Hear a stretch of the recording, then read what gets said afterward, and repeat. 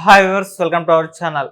Rebel star Prabhas గారు తన Insta స్టోరీలో ఒకటి రాసుకొచ్చారు. అదేంటంటే, డార్లింగ్స్ మన లైఫ్లోకి ఒక స్పెషల్ వ్యక్తి రాబోతున్నారు, వెయిట్ చేయండి అంటూ రాసుకుని రావడం చూస్తాం. అది చాలా మంది ఇప్పుడు చర్చించుకుంటున్నారు. అసలు ఎవరు స్పెషల్ వ్యక్తి, ప్రభాస్ గారు ఎందుకు ఈ విధంగా రాసుకొచ్చారు, తన పెళ్లి గురించి ఏమన్నా చెప్పబోతున్నారా అని చెప్పేసి ఇటువంటి ఇంట్రెస్టింగ్ విషయాలన్నీ కూడా చర్చించుకుంటున్నారు సోషల్ మీడియాలో. అసలు ప్రభాస్ గారు ఈ పోస్ట్ ఎందుకు పెట్టినారు, ఎవరిని ఉద్దేశించి పెట్టారు? సో ఇదే అంశం మీద డిస్కస్ చేయడానికి ప్రజెంట్ మనతో పాటు ఎమ్మంది రామారావు గారు, సీనియర్ జర్నలిస్ట్ ఉన్నారు. ఒకసారి వారితో డిస్కస్ చేద్దాం. సార్ నమస్కారం. నమస్తే అండి. ప్రభాస్ గారు మన తన ఇన్స్టా స్టోరీలో అయితే ఈ విధంగా పెట్టడం చూస్తాం. అంటే మన లైఫ్ లో ఒక స్పెషల్ వ్యక్తి రాబోతున్నారు డార్లింగ్స్, వెయిట్ చేయండి అని పెట్టారు. సోషల్ మీడియాలో ఒకటే చర్చ చేస్తారు, మరి పెళ్లి గురించి చెప్తున్నారా అని చెప్పేసి, లేకుంటే ఏదన్నా సినిమా సంబంధించిన ఇన్ఫర్మేషన్ ఇవ్వడానికి ఈ విధంగా పెట్టారని అంటున్నారు. మీ ఒపీనియన్ సార్ ఆయన పెట్టిన పోస్ట్ పై? ఇప్పుడు పోస్ట్ మాత్రం ఆయన ప్రభాస్ అంటే అందరికీ డార్లింగ్, మరి ఆయనకి డార్లింగ్ ఎవరా అన్నది అందరికీ కొంచెం ఆశ్చర్యంగా ఆసక్తి చూస్తారన్నమాట. ఆయన డార్లింగ్ ఎవరు? అందరూ ఆయన డార్లింగ్లే. కాకుండా ఉంది కనుక ఆడవాళ్ళలో ఎవరు డార్లింగ్, ఎక్కువ కాలం బట్టి ఎవరున్నారు డార్లింగ్ గాన వాళ్ళ తాలూకు, అంటే ఆ స్నేహం ఎంత బాగా కలిసిపోయిందని ఆలోచించినట్టయితే మనకు ఒకే ఒక సమాధానం వస్తుంది. ఆ సమాధానం పేరే అనుష్క. అంతే కదా, ఒకే ఒక సమాధానం కదా. పెళ్ళి అయిపోయిందని కొందరు, పెళ్ళికి ఇష్టపడలేదని కొందరు, లేదు కృష్ణరాజుకే ఇష్టం కానీ ఇంకేదో అని చెప్పి కొందరు ఇలాగ అనుకుంటున్నారు. బట్ ఎవరికి ఇష్టమైనా ఇష్టం లేకపోయినా వాళ్ళిద్దరు నిజంగా డార్లింగ్లే.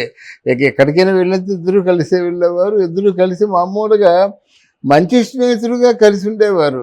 అంటే ఆల్మోస్ట్ వాళ్ళు సహజీవనం చేసేవారు అని చెప్పుకుంటే తప్పేం లేదు. ఈ సంవత్సరం ఏంటంటే మరి శ్యామలాదేవి గారి పెద్దమ్మ గారు కదా, ఆవిడ కొంచెం చాలా తెలివైంది, సౌమ్యురాలు, సంస్కారి. ఈ లేదు ఇక ఇంటికి పెద్దకి ఎవరొకరు ఉండాలి కదా, అందరూ బాధ్యత వహించాలి కదా. ఈ సంవత్సరాన్ని పెళ్లి చేసుకోకపోతే కొంచెం బాధపడతారు కదా పెద్దలు. ఏమంటారు, నా మాట వినని వాడిగా అనుకుంటాను ఏదో అంటది. ఇక్కడ పరిస్థితి ఏంటంటే, బంధువులు పిల్లల్ని చూపించారు, దగ్గర వాళ్ళ పిల్లల్ని చూపించారు, చాలా ఇండస్ట్రియలిస్టుల తాలూకు పిల్లల్ని కూడా చూపించాడు. తర్వాత ఏమో ప్రభాస్ని కోరి లవ్ చేసి వచ్చిన వాళ్ళు కొందరిని చూశారు. ఎవరు ఆయనకి అంత దగ్గరగా మనకి ఆయనకి లైక్ అయ్యే అంత విధంగా ఎవరు లేరు. ఎందుకంటే ప్రభాస్ని లైక్ చేయని వాళ్ళు ఎవరున్నారు? మోస్ట్ ఎలిజిబుల్ బ్యాచులర్ కదా, ఇంపార్టెంట్ బ్యాచులర్ అన్నమాట. ఇక్కడ ఒక చిన్న ఒక బాంబు లాంటిది కూడా ప్రేక్షకులు పేరుస్తున్నారు. ప్రభాస్కి ఎవరో ఒక రాజకీయ నాయకురాలు కూడా అత్యంత సన్నిహితురాలని కూడా వినిపించింది. ఏది ఏమైనా సరే ప్రభాస్ పెళ్లి చేసుకోవడానికి నిర్ణయించుకున్నాడు. బయట వాళ్ళని చేసుకుంటే మంచిదా, తెలిసిన వాళ్ళని చేసుకుంటే మంచిదా, ఇంకెవరైనా తన కులస్తురాలు రాజుల కులస్తురాలను చేసుకుంటే మంచిదని అంతా ఆలోచించినట్టయితే చివరికి ఆయనకు అనిపించింది ఏంటంటే, ఎవరైతే తనతో ఆత్మీయంగా ఉన్నారో, ఎవరైతే తనతో అంటే ఆపదలో కష్టకాలంలో వాళ్ళ నాన్నగారు చనిపోయినప్పుడు తోడునీడగా ఉన్నారు, అట్లాంటి వాళ్ళు అంటే కుటుంబాన్ని మనసుని అర్థం చేసుకున్న వాళ్ళకంటే ఇంకెవరు మనకి సరిపడతారు? ప్రభాస్ గారి మనసుని అర్థం చేసుకుంది, ప్రభాస్ గారు బాధపడితే ఆ బాధను ఓదార్చింది, బాధ్యతలను గుర్తు చేసింది అని పెద్ద బాధ్యత ఉంది కదా. రెండు కుటుంబాన్ని కలిసి పోషించాలి. కృష్ణరాజు లేడు, సూర్యనారాయణరాజు లేడు, సూర్యనారాయణరాజు కొడుకే ప్రభాసు. అంటే ప్రభాస్కి రెండు కుటుంబాల బాధ్యత ఉంది. అందువల్ల మన మంచి సంస్కారి రావాలి. అంటే ఏమిటి, ఆడంబరాలకి పోకుండా, అతిశయాలకు పోకుండా, అంటే ప్రభాస్నే ప్రాణ సమానంగా చూసుకునే వ్యక్తి అయి ఉండాలి. ఎందుకంటే ప్రభాస్ బాధపడితే చూడలేని వ్యక్తిగా ఉంటేనే ఈ కుటుంబంలో సవ్యంగా ఉంటుంది. కనుక బహుశా ప్రభాసు ముందు సరిగా ఒక తన అభిమానులకి, తన డార్లింగ్స్కి ఒక సంకేతం ఇచ్చాడేమో అని అనుకోవడంలో తప్పు లేదు. ఎందుకంటే మోస్ట్ ఎలిజిబుల్ బ్యాచులర్ ప్రభాస్ అయితే, అలాగే హీరోయిన్స్లో కూడా ఎవరైతే అనుకుంటున్నారో డార్లింగ్ అని, ఆవిడ కూడా మోస్ట్ ఎలిజిబుల్ బ్యాచులరే ఆడవాళ్ళలో. కనుక వీళ్ళిద్దరికీ ఒకవేళ సయోధ్య కుదిరి ఇద్దరు కలిసి డార్లింగ్స్గా పెనవేసుకున్నారంటే ఆయన ప్రేక్షకులకు పండుగే పండుగ. ఇటు ప్రభాస్ ఫ్యాన్స్ కూడా చాలా హ్యాపీగా ఉంటారు. ఇక్కడ హీరోయిన్లో ఉన్నటువంటి ప్రభాస్ హీరోయిన్ కూడా చాలా బాగా అంటే హ్యాపీగా ఫీల్ అవుతారు అన్నమాట. ఆల్మోస్ట్ ఆల్ సంబరాలు చేసుకుంటారు. అంటే సార్ ఈ పోస్ట్ పైన ఇంకొన్ని రకాలుగా కూడా సోషల్ మీడియా చర్చ జరుగుతుంది సార్. మామూలుగా ఏదైనా యాడ్కి సంబంధించి ఆయన ఇలా ఈ విధంగా పెట్టుండొచ్చేమో అని, లేకుంటే కొత్త సినిమాలో ఎవరైనా కొత్త అమ్మాయిని హీరోయిన్గా తీసుకున్నందుకు ఈ విధంగా పోస్ట్ పెట్టారేమో, తొందరలో రివీల్ చేస్తారేమో అని అంటున్నారు. అటువంటి అయ్యే ఛాన్స్ ఏమైనా ఉన్నాయా సార్? అది లేదండి. డార్లింగ్స్ అని చెప్పేసి ప్రభాస్ దీని ముందు ఒక క్లూ ఇచ్చాడు. ఈ సంవత్సరం నేను పెళ్లి చేసేసుకుంటున్నానని చెప్పేసి.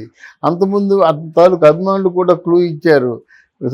అంటే మ్యాచ్ ఫిక్స్ అయిపోయింది, ఇంకా జరగడమే తరువాయని. ఇలా క్లూలు ఇచ్చుకుంటూ వెళ్ళరు. ఇప్పుడు ప్రభాస్ సినిమాల గురించి క్లూలు ఇచ్చుకోవడం ఎందుకు? ఎవరి బ్యానర్లో యాక్ట్ చేస్తున్నారో వాళ్ళే గొప్పగా చెప్పుకుంటారు, వాళ్ళే గొప్పగా లాంచ్ చేస్తారు. కనుక ఆ పని ప్రభాస్ చేయడు. ప్రభాస్ చెప్పాడు చాలా ఇంపార్టెంట్ విషయం కనుక ఒక క్లూ ఇచ్చాడు తప్ప మామూలు విషయాల్లో ప్రభాస్ చాలా బద్ధకస్తుడు. ఆ బద్ధకమే పెళ్ళికి కూడా కొంచెం లేట్ అయ్యేలా చేసింది అన్నమాట. ఎందుకంటే ఏదో పేక మీద కూర్చుంటే తప్ప ఏ పని చేయడు ప్రభాసు. ఆ మాట నేను కాదు, మన రాజమౌళియే చెప్పాడు అన్నమాట. సహజంగా రాజులు వాళ్ళకు ఉంటుంది, ఏదో ప్రాణాల మీదకి ఏదో వస్తుందని చెప్పేసి అటువంటి పరిస్థితులు ఏమి రావు కదా. వాళ్ళకి ఏముంది, చక్క తరతరాలు తిన్నా తరగదు కదా. అందుకు అలాగ ఉంటాడన్నమాట. ఆయన అంత తేలిగ్గా బయటపడే మనిషి కాదు, కానీ తన వ్యక్తిగతమైన జీవితానికి చాలా ఉపకరించే ఇష్యూ కనుక బయట పెట్టాడని నా ఉద్దేశం. ఓకే. అలాగే వెయిట్ చేయండి అని కూడా పెట్టారు కదా సార్. మరి ఎప్పటి వరకు వెయిట్ చేయాలి? ఎప్పుడు ఈ విషయం పైన ఆయన క్లారిటీ ఇచ్చే ఛాన్సెస్ ఏమైనా కనిపిస్తున్నాయి? వెయిట్ చేయండి అంటే ఆయన అలా వెయిట్ చేయండి అంటూనే 25 years నుంచి 44 సంవత్సరాల వరకు వెయిట్ చేయమని చెప్పాడు. అలా కాదు, ఈ సంవత్సరం పెళ్ళి అయిపోతుంది కనుక ఏదో మోరార్లెస్ నెల 2 నెలల్లోగా తెలిసిపోతుంది అన్నమాట. మళ్ళీ మా పెళ్ళి ముహూర్తాలు వచ్చేసరికి పెళ్ళి అవ్వచ్చు. ఈ సంవత్సరంలో 2024లో మాత్రం తప్పకుండా పెళ్ళి అయిపోతుంది. Okay sir. అంటే ప్రభాస్ గారికి అసలు తీరిక లేకుండా ఫుల్ బిజీ ఉన్నారు, తీరిక లేదు, సినిమా షూటింగ్లు అయితే వరుస పెట్టున్నాయి, అసలు పెళ్లి చేసుకునేంత తీరిక కూడా లేదు అని చెప్పేసి కూడా చర్చ జరుగుతుంది. మరి దానిపై మీ ఒపీనియన్ సార్? సినిమాల్లో ఫుల్ బిజీ ఉన్నారు కదా. లేదండి, సినిమా హీరోలు అందరినీ చూసుకుంటే అందరూ కూడా చిరంజీవి తీసుకున్నట్టు చిరంజీవి ఒక్కరోజు టైం ఇచ్చి పెళ్లి చేసుకోమని చెప్పారు. అలీ చూసుకుంటే ఒక్కరోజు ఇచ్చి టైము చూసుకోమని చెప్పారు. రంగనాథన్ చూసుకుందాం, హర్నాథన్ చూసుకుందాం. వీళ్ళు ఎక్కువ రోజులు సినిమా అంటూ సినిమా పరంగా ఉండిపోయే అవకాశం ఉండదు. ఇప్పుడంటే ఇలాగా, అంతకుముందు అలా కాదు కదా. కాల్ షీట్లు ఇచ్చినట్టయితే సినిమా కాదు, ఏ వచ్చినా సరే కాల్ షీట్కి కట్టుబడి ఉండవలసిందే. అప్పుడు అలాగ ఉండేది. ఇప్పుడు కూడా అలాగే ఉంటుంది కదా. పెద్ద సినిమాలకి ఒక రోజు ఉండిపోతే కాంబినేషన్ దెబ్బతింటుంది. మళ్ళీ ఈ కాంబినేషన్ అంతా కుదరాలంటే అందరి డేట్స్ కుదరవు. అందుకనే నిర్మోహమాటంగా ఏమండి, మీకు ఒకరోజు పెళ్ళి అయితే పర్వాలేదు, ఏదో మన నెక్స్ట్ ఇంకా జరగవలసిన కార్యక్రమాల కోసం అంటే షెడ్యూల్ అయిపోగానే 6 గంటలకే ప్యాకప్, మీతో నైట్ ఎక్స్టెన్షన్ చేయము, ఇలాంటివి ఏవో చెప్పుకుంటారన్నమాట వాళ్ళు. Okay sir. అంటే ప్రభాస్ గారికి అసలు తీరిక లేకుండా ఫుల్ బిజీ ఉన్నారు, తీరిక లేదు, సినిమా షూటింగ్లు అయితే వరుస పెట్టున్నాయి, అసలు పెళ్లి చేసుకునేంత తీరిక కూడా లేదు అని చెప్పేసి కూడా చర్చ జరుగుతుంది. మరి దానిపై మీ ఒపీనియన్ సార్? సినిమాల్లో ఫుల్ బిజీ ఉన్నారు కదా. లేదండి, సినిమా హీరోలు అందరినీ చూసుకుంటే అందరూ కూడా చిరంజీవి తీసుకున్నట్టు చిరంజీవి ఒక్కరోజు టైం ఇచ్చి పెళ్లి చేసుకోమని చెప్పారు. అలీ చూసుకుంటే ఒక్కరోజు ఇచ్చి టైము చూసుకోమని చెప్పారు. రంగనాథన్ చూసుకుందాం, హర్నాథన్ చూసుకుందాం. వీళ్ళు ఎక్కువ రోజులు సినిమా అంటూ సినిమా పరంగా ఉండిపోయే అవకాశం ఉండదు. ఇప్పుడంటే ఇలాగా, అంతకుముందు అలా కాదు కదా. కాల్ షీట్లు ఇచ్చినట్టయితే సినిమా కాదు, ఏ వచ్చినా సరే కాల్ షీట్కి కట్టుబడి ఉండవలసిందే. అప్పుడు అలాగ ఉండేది. అందుకనే నిర్మోహమాటంగా ఏమండి, మీకు ఒకరోజు పెళ్ళి అయితే పర్వాలేదు, ఏదో మన నెక్స్ట్ ఇంకా జరగవలసిన కార్యక్రమాల కోసం అంటే షెడ్యూల్ అయిపోగానే 6 గంటలకే ప్యాకప్, మీతో నైట్ ఎక్స్టెన్షన్ చేయము, ఇలాంటివి ఏవో చెప్పుకుంటారన్నమాట వాళ్ళు. ఓకే, అది. Okay sir. Thank you so much sir. Thank you అమ్మా, థ్యాంక్ యూ వెరీ మచ్.